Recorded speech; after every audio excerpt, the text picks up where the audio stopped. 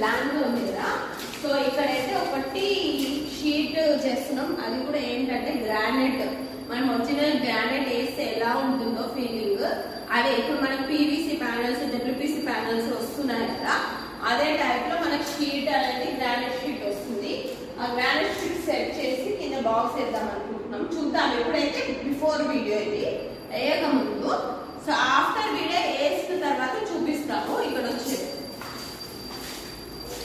ఇదిగోండి, ఇది బిఫోర్ అన్నమాట, వితౌట్ ఇంటీరియర్, అంటే ఇంటీరియర్ చేయలేదు.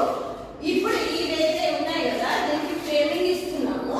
అది ఏంటంటే క్యాన్వలైజర్ స్టీల్ తోనే, అంటే ఇవన్నీ ఫ్రేమింగ్ వస్తుంది బాక్స్. ఇక్కడ ఇంటర్నల్ వేరియంట్ అంటే దీనికి సెల్స్ లేవు కాబట్టి దీనికి బాక్స్ అంటే విత్ బాడీ ఫ్రేమ్ ఇస్తున్నాం. సో ఇది బిఫోర్ అన్నమాట, ఆఫ్టర్ చూపిస్తాను. అక్కడ కిచెన్ లోకి వచ్చేసాయి రండి.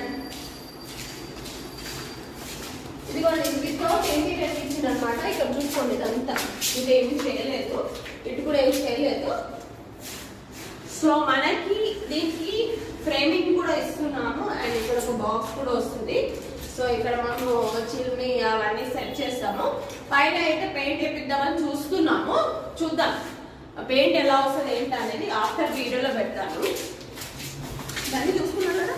సో ఏంటంటే ఈ బ్లాగ్స్ మీకు చాలా ఇంట్రెస్టింగ్ బ్లాగ్స్ అనమాట.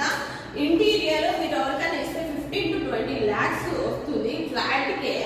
సో మేము ఇండివిజువల్ గా ఎవరి వర్క్స్ వాళ్ళకి ఇస్తున్నాము. సో ప్రెసెంట్ మొన్న అయితే పెస్ట్ కంట్రోల్ చూసారు కదా, పెస్ట్ కంట్రోల్ అయిపోయింది. ఇంకోటి మీకు ఇక్కడ చూపిస్తాను. బిల్డర్ ఎలా ఇచ్చాడంటే వితౌట్ ఏం చేయకుండా ఇచ్చాడు. సో దీనికి ఫినిషింగ్ కూడా చేయించాము సిమెంట్ తోని. ఇప్పుడు పెయింట్ కూడా చేయిస్తాం. దానికి పెయింట్ అనేది చేయించిన తర్వాత ఫ్రేమింగ్ వేస్తాము.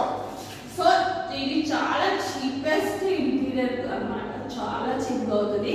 మనకి టైం లేక మనం వేరే వాళ్ళకి ఇస్తూ ఉంటాం కదా, సో అంత కాస్ట్ అవుతుంది కదా. అంత కాస్ట్ లేక